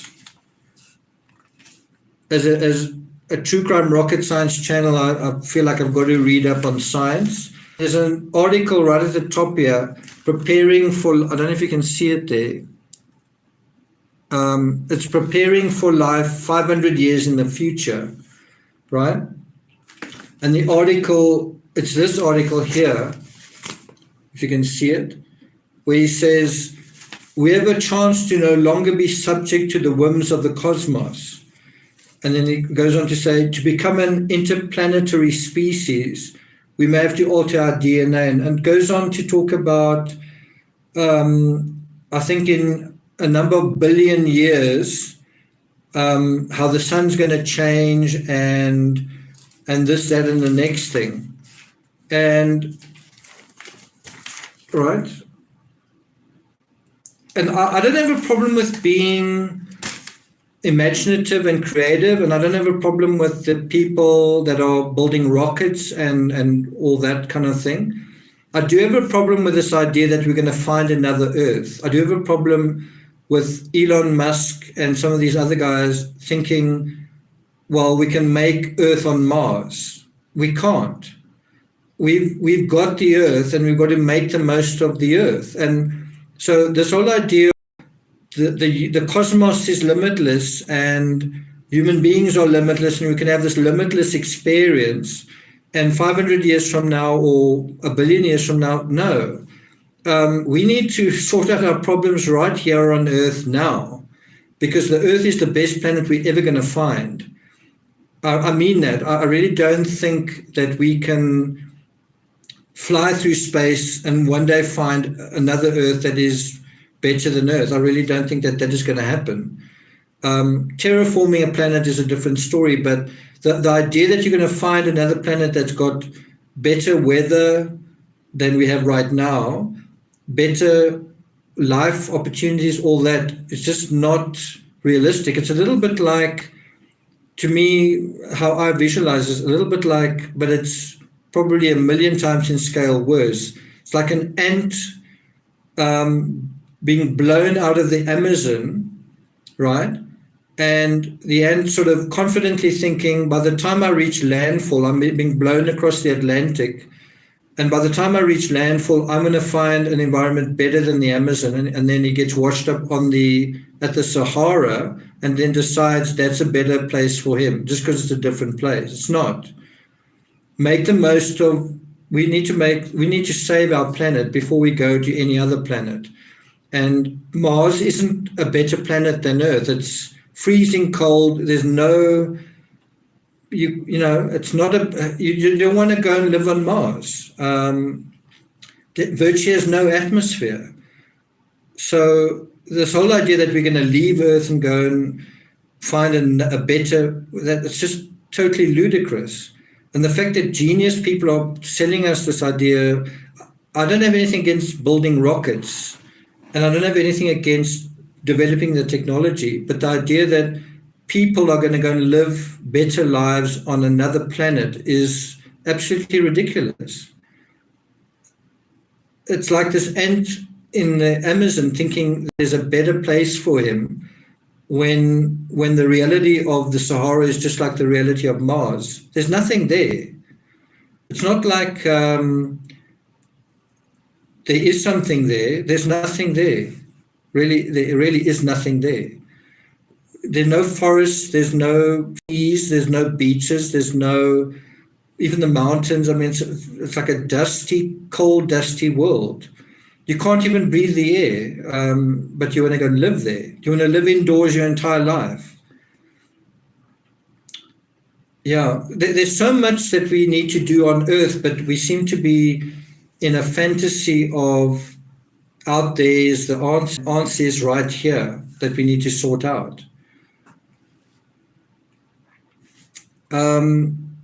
So that's my story. I've been speaking for about 2 hours. I'm not going to take it much further than this. I want to thank you guys who've stuck it out with me for the 2 hours. Stephanie, also thank you for being here. I know you are not feeling completely healthy. Dust, absolutely. Have any of you seen Dune? Stephanie says, I'm grateful for the sun and the clouds. I mean, on Mars, you don't really even get clouds. You get clouds of dust. Sometimes a dust storm can circle Mars like the whole time. I'm just talking about, this is an extreme example of the opposite of repressing, the opposite of setting boundaries, where you, and I'm not saying don't build rockets and don't develop technologies. I'm saying that the idea that you're going to become an interplanetary species and that you're going to find a better Earth, and that is just not common sense. Any planet that's habitable is light years away, but the chance that it's a better than our planet it's just unreachable.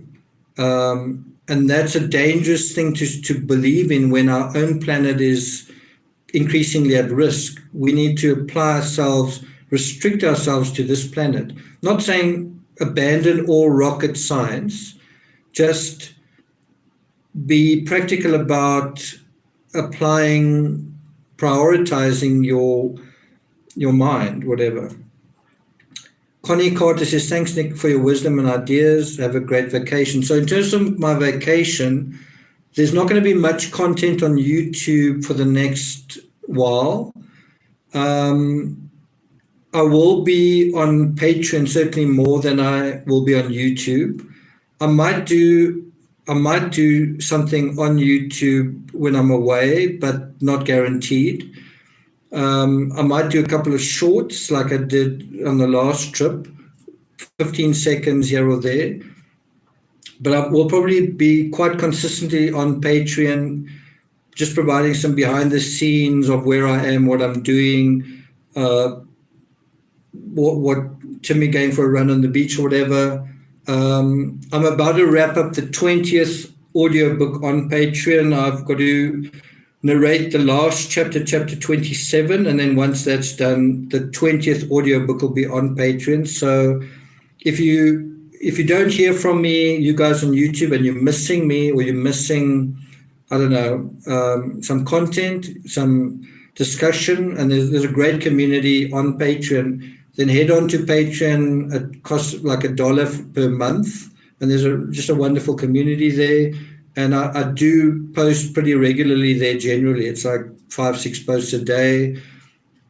I will be obviously keeping tabs on the news on all of these major cases. And if I discuss them, I'll be discussing it on Patreon just for the next while.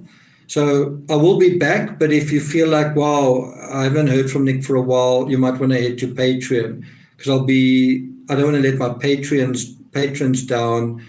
They pay to hear what I've got to say, and so I feel like I've got to be available to them. But even in terms of Patreon, there might be a handful of days where I'm completely offline, just because I do need to sharpen the saw. I do need to completely unplug and just get a bit of a balance back. So E. Miller says, are your audiobooks only available on Patreon? Yes, they are. There are about half of them on the $5 tier, the shorter audiobooks, and the longer ones on the $10 tier. E. Miller says, Nick's Patreon is awesome. Thanks for that. Gina's asking questions again, says, thanks and good night. Nick and Senior Holmes. Senior Holmes is not even, I think he's in my bedroom. Yeah, the audiobooks are on Patreon, but you can buy the actual books. You can buy the paperbacks or the Kindle versions on Amazon.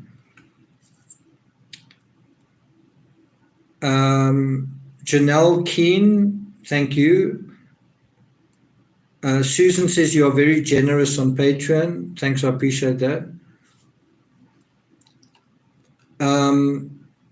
Connie Carter says, do what you need to and come back refreshed. I must say, when I came back from my last trip, I really wasn't that refreshed.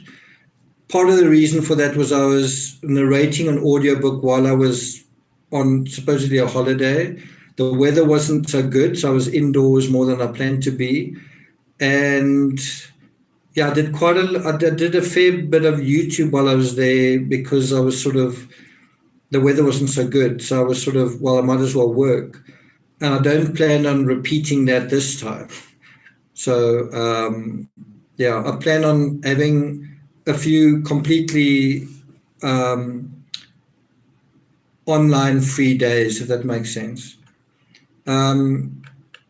Snowline says the $10 tier is outstanding value. Thanks for that, Snowline. Pauline Buckle says, I think the Daybell trial starts Monday. Thanks for that.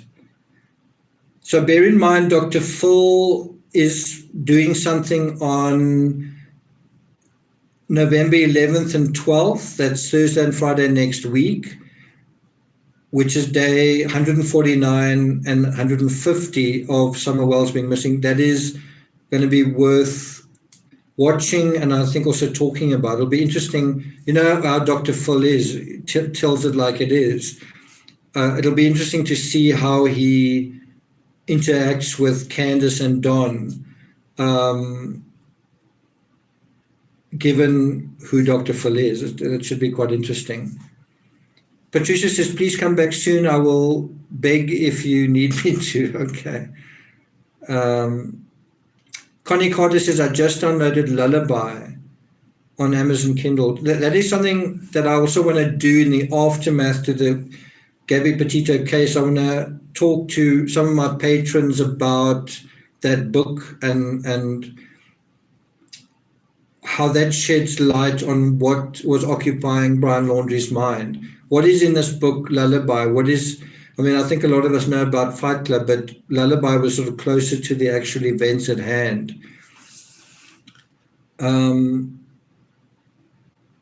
Stephanie says you worked hard on your break. Yeah, I'm going to try and move and be physically active on this break. So, yeah. Janelle says, where are you going this time? I'm not going to say. I just want to be a bit careful about that. But once I'm there for a while, I'll let my patrons know where I am. Snowline says, I have Lullaby on Kindle, also all of his other books too. I never heard of those books before the Petito case.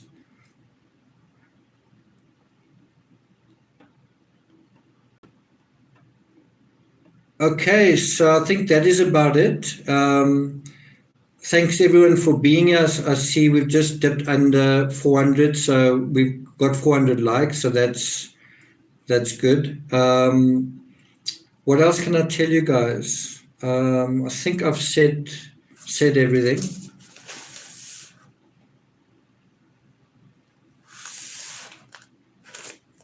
Yeah, so I might put up a couple of shorts. That's like a 16-second thing on YouTube, and I might do that here and there just to keep some of you guys in the loop. But in terms of crime discussion and analysis, I might give it about a week break, but anything that is quite pertinent, I will definitely mention, and we'll have a bit of a discussion about that. So something that is kind of significant, we will be talking about that on Patreon. So. The Marula says, wear your mask. Yeah. It definitely, it's easy to forget that certain things are still happening. So I'm going to try and be careful. Janelle Keane says, Stephanie, get well soon. Stephanie, I do hope you feel better. I know what's going on. I hope you, I'm sure you will start feeling better like tomorrow and so on. Bria Lace, I think, has just woken up, or Bria Lace has just joined us. At the time I'm about to say goodbye, I'm going to say goodbye in like a minute. Bria, I hope you have a good Sunday in France, or are you still in Canada? Are you in Canada, Bria? In Vancouver. Okay, I hope you're having, I've got no idea what time it is there, but I presume it's late-ish at night. But yeah, this is the end of the live stream, sorry. If you go to the beginning, you'll see a little bit of Timmy in that. So Barbara says, have the address to video with female ranger with Gabby. Okay. Interesting.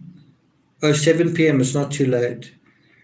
Christina Charlotte says you deserve some downtime. Have fun. I hope when you see me, I'm going to be less pale. Like you can see, this is pretty pale. And just, I don't know, just feel a bit rested and so on. Carla says, good night. Have a great holiday. So, yeah, thanks very much, Bria. I hope you have a good day. Sorry you missed this. But everyone who was here, thank you for being here. Thank you to all my mods for being here. Great job as always. And everyone who's given super chats, thanks very much. Brits Krieg, thank you very much for yours, especially. And I think that's it, guys. Those of you in America, I think you still got Sunday ahead of you. Where I am, it's already 4 hours into Sunday, but those of you in America, I hope you have a good Sunday, and I'll see you guys next time. Thank Carla. Barbara Stewart says, I will post it later. Raven Tempest says, Timmy's the star of the show. I'll try and put some video out of Timmy on the beach, if I can. Catherine Hargrave, take care. Thanks a lot, Catherine, for all your information that you were sending me on the Claire Smith case. Thanks very much. Sky Kerrigan, it's also quite late, I think, in the UK. 2 o'clock in the morning, I think. Terry Dean, thanks a lot for that. Thanks, guys. I'll see you guys next time. Ciao.